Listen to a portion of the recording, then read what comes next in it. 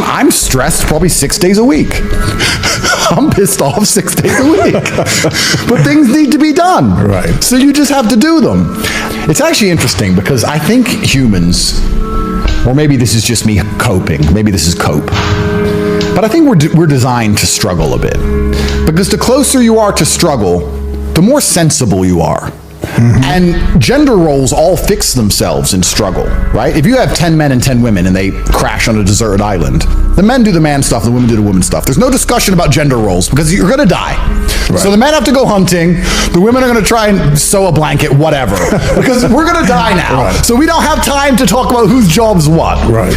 Also, if you meet somebody who's had a hard life, they seem to be pretty wise. Yes. It's difficult to find someone who's had a hard life who's a total idiot. So I think humans are supposed to struggle a bit. Absolutely. I know it's overused, but the hard times create good men create good times, and the good times create a bunch of weaklings, and they mess everything up. Yeah, it goes to a point, and then it goes the opposite. It goes the opposite way. Yeah. These people have had too easy lives for too long.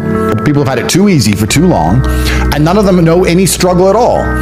I mean, I don't know about you, honest with you. Like, I can almost crash my car 10 times. And I only slow down when I hit the tree. This is how I am. Like, I think that inside of the human psyche, sometimes you need to be shocked. You need to be hammered with something. That's just how it goes. Because until then, you're like, maybe. I'll keep it in mind. Yeah, well, I got away with it. Yeah. But when you finally learn your lesson, right?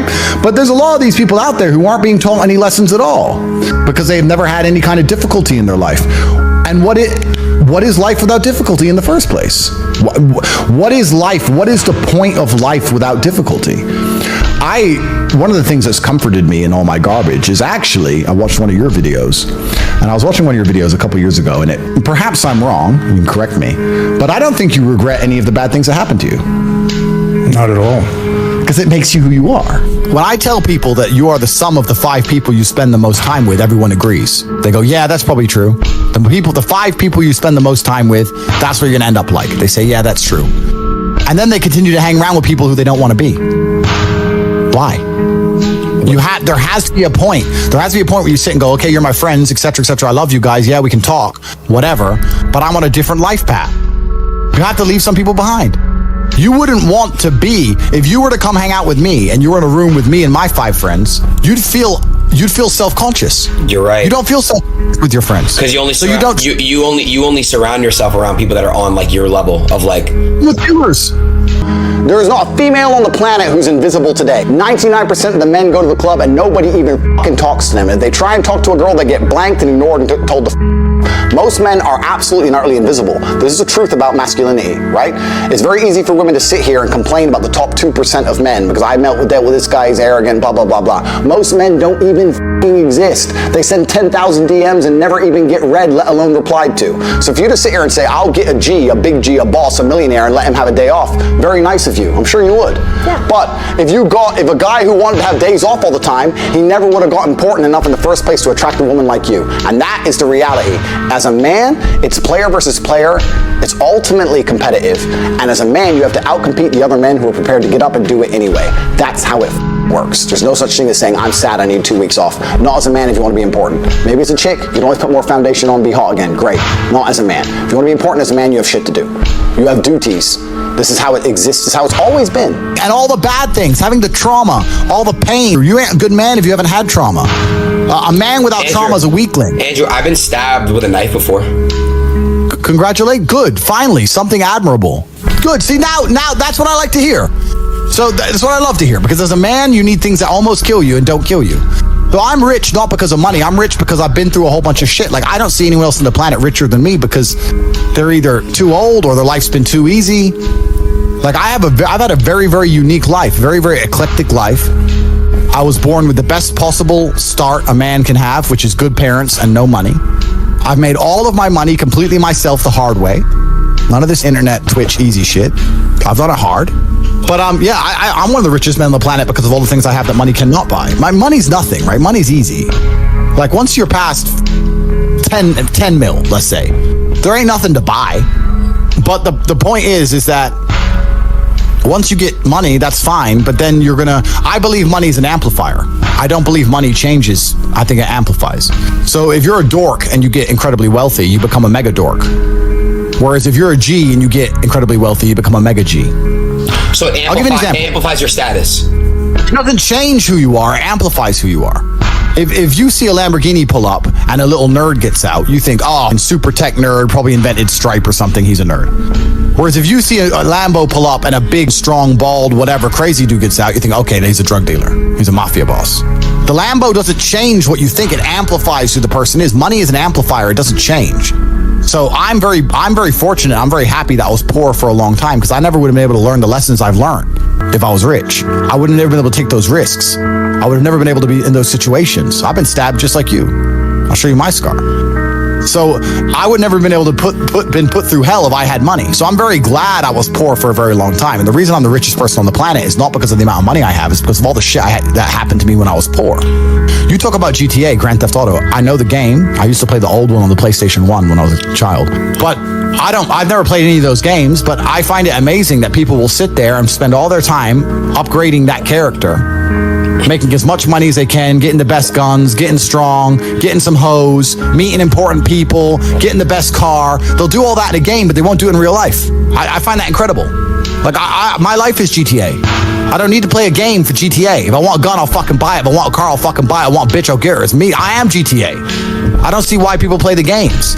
They play the games because they're scared of loss. Because if you die in the game, you get another chance. If you lose in the game, you get another chance. In life, you get one shot. Damn, But if you get some balls,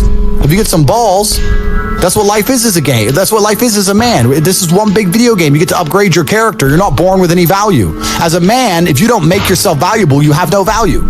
You have to get up and do it. Just like a video game, you start with 0. You have to decide if you want to complete it. You have to upgrade your character.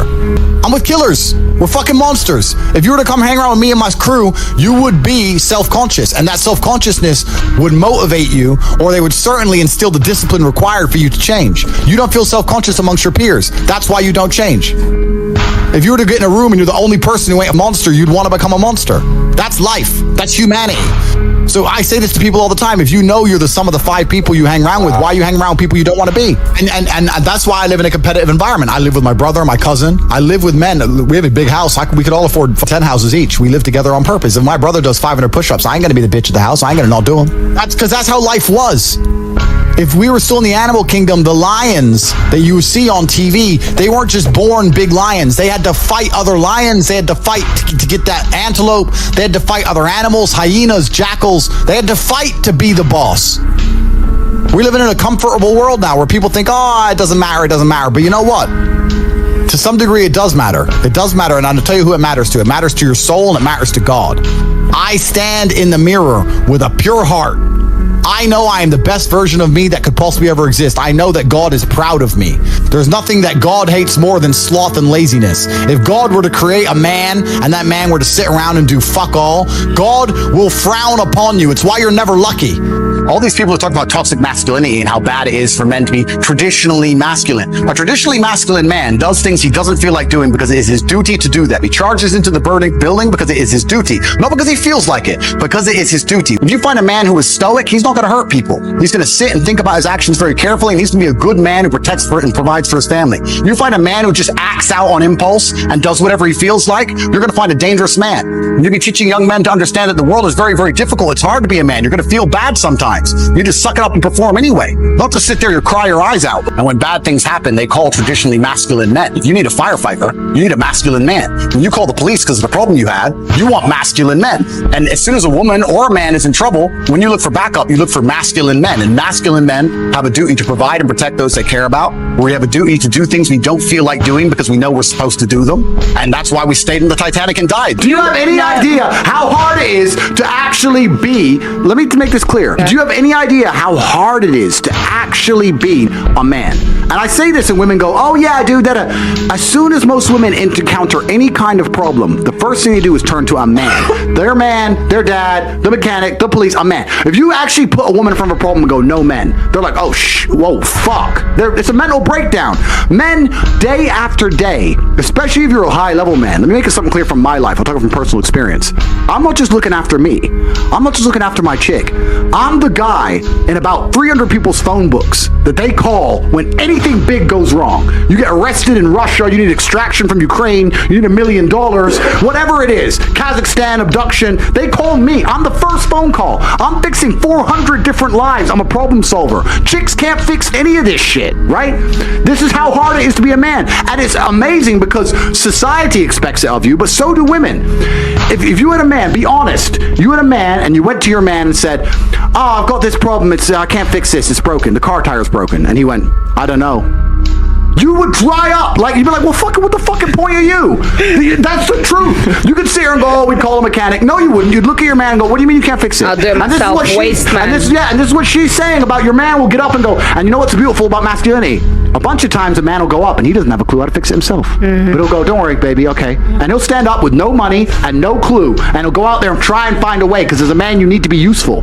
It is so difficult to be a man. You have no idea the amount of pressure that we're under from society and from the women we even want to associate with. On a whole, it's difficult. So you have to keep all these things in mind. It's hard.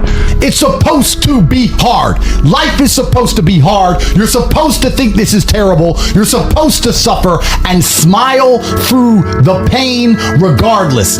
Listen, life is extremely difficult as a man. It's very hard. There is no way I can tell you to win unless you're a top tier man. I can't sit here and give you a cheat code that allows you to stay a loser and win. I can only tell you what I've done. I became extremely wealthy. I became extremely capable. I became extremely smart. Okay, this is never going to end. Am I going to continue to go down this path, or am I going to turn around and just skip it all? Right. Because it only ends badly. The youth are obsessed with fun. If you look at other societies, the youth are not so obsessed with what's fun today. What's fun now? I need fun now. I'm bored. I want fun. You know, they're overstimulated, whatever it is. They're also selfish. They're also self-obsessed with how they feel. This teaching a whole society and teaching a large contingent of the youth that how they feel plays paramount over the world. If you feel sad, that's all that matters. Not, well, I feel sad, but it doesn't matter because I'm doing the right thing. I feel depressed or I feel stressed, but it doesn't matter because I'm dedicating myself. No. What matters is how you feel right now, which means they only want to be happy all the time. And if you're going to only chase happiness and you don't have any particular skills, you're going to end up just chasing hedonism, and this is where you end up. And it's insanity. I think one of the largest tenets of masculinity for the largest period of human time is ignoring how you feel and doing what you're supposed to do because you're supposed to do it. We feel things, but jobs must be done.